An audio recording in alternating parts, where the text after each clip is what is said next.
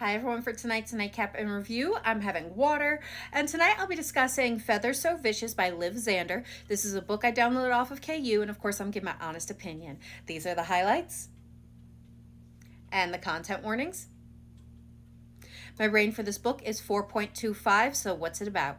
So this book is about Galanita, whose kingdom is at war with the court of ravens and raven shifters. She is the daughter of the second most powerful man in the kingdom, second only to the king. So when she is betrothed to the prince in order to strengthen the relationship, she knows that this is a political arrangement, but she's really hoping for the best and hopes that affection can grow between the two of them. So when she and her party are traveling for the wedding, they stop at a village one night, but the village is attacked by raven shifters, and she is taken prisoner and brought before Malar, king of the raven shifters. He decides he's going to negotiate with her father for a prisoner swap, but for her to retain her value, she must remain pure and untouched. But there's ways around that, and they decide that while they're waiting for her father's response, why not play with their new toy? Because in her eyes, they are just beasts, wicked and evil, vicious and cruel, and they are, and so much more.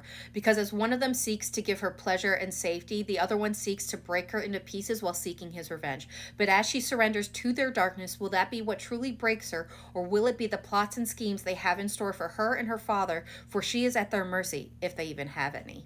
So what are my thoughts? Again, I'm giving this a 4.25. This book was a crazy ride, and honestly, even now, I don't know how the MCs are going to move past what's happened to themselves, their country, or their people in order to get to their happily ever after. This is truly a kingdom at war with one another where both sides have committed serious crimes. Those crimes include SA and grape, though the humans seem to be the more evil of the two as they carry these crimes out against children based on the descriptors. But again, neither side is innocent, so make sure you are comfortable with that if you choose to read this book. Our FMC is not only the daughter, but also the fiance of the biggest perpetrators, though she was unaware of it. However, she has now come into contact with their victims and is having to deal with the consequences of that, which means there's a lot of tension in this book building up of people who want their revenge. Can people move past this and forgive her? As well as plotting and scheming that's going on that leads to this big bang at the end that I did not see coming, and I really enjoyed it.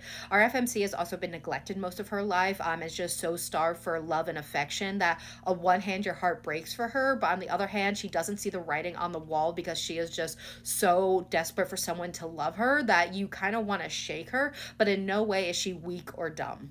Now, when it comes to our two MCs, I honestly don't know which one I would choose because you have one who is gentle, caring, and protective, but really holds himself back. And then you have our second one who is just fire and passion that makes our FMC feel alive, but is so damaged. You honestly don't see how they could have a future.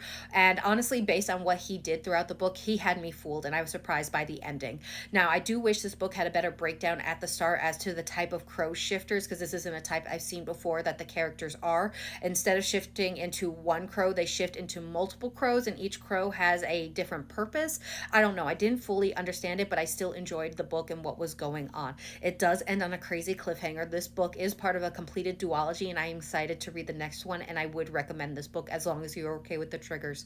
So I hope you give this book a try, and I hope everyone has a good night and happy readings.